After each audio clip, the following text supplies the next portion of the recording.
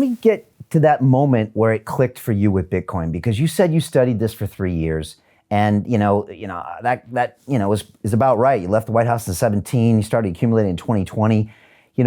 I've heard you say some pretty prescient things about this piece of technology, and you said before, either you get it or you don't. To a lot of people, what was the thing where you were like, okay, I'm convinced now? And again, you didn't have to do this. You were, running a conference, a massive fund. You could have easily stayed out of this game and continued your life, but you decided to go into the fray, into the storm. So something must have clicked with you, or maybe that's also your personality. Well, I don't want to be overly philosophical, but there was a eureka moment for me.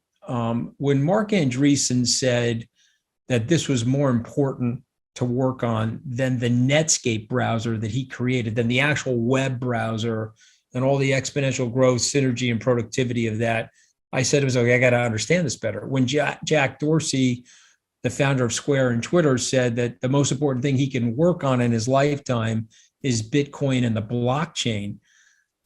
These guys are a lot smarter than me, Brian. And I said, okay, I have to understand where they're coming from. And I don't want to oversimplify this, but I want your listeners and viewers to understand something. If they're right, and I believe they are, what is the blockchain providing? It's providing permissionless transaction activity. It's providing peer-to-peer transaction activity. We don't have to trust each other. We don't have to know each other, but we can trust the forces of the blockchain to allow us to transfer value or to exchange goods and services without bartering. And I just want you to think about this for a second. You get your identity from the government. In New York, I'm issued a New York state driver's license, and I'm issued a governmental passport from the United States if I want to travel abroad. But with the forces of the blockchain, I could actually prove that it's me over the blockchain, and I could self-create my identity over time, where sovereigns and other people will actually accept that that's actually me. That's my fingerprint in the digital space.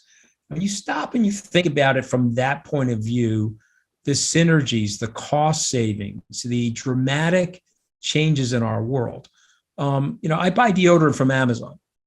The deodorant I buy is typically made by Procter & Gamble or Unilever. Amazon is a third party. I'm going to them because I trust them that are going to deliver it to my doorstep.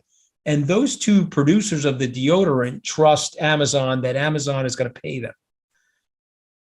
But over the blockchain, I may be able to someday go directly to those two producers, and they'll trust that they're going to get that payment because it's coming to them over the blockchain, that value transfer, and they may be able to deliver that deodorant directly to my house, cutting out that third party.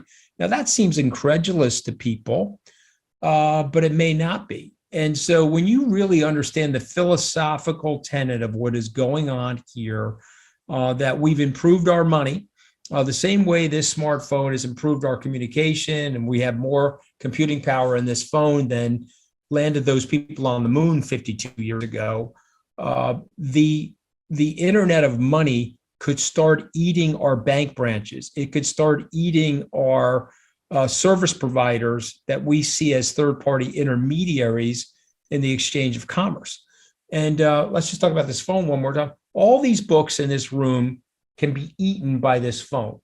In addition, there's room on there for my videos. There's room on there for my photography. Or I have a search mechanism where I could search all the great libraries of the world from this phone. So what is software doing? It's actually eating the world.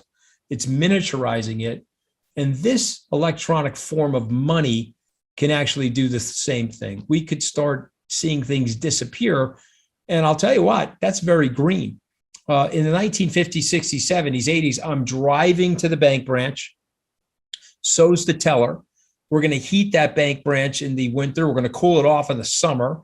Think of all that carbon emission. But now I can just use this phone and I can begin the process of transacting with each other. And I just want you to think of the ecological savings of that and the monumental cost savings involved.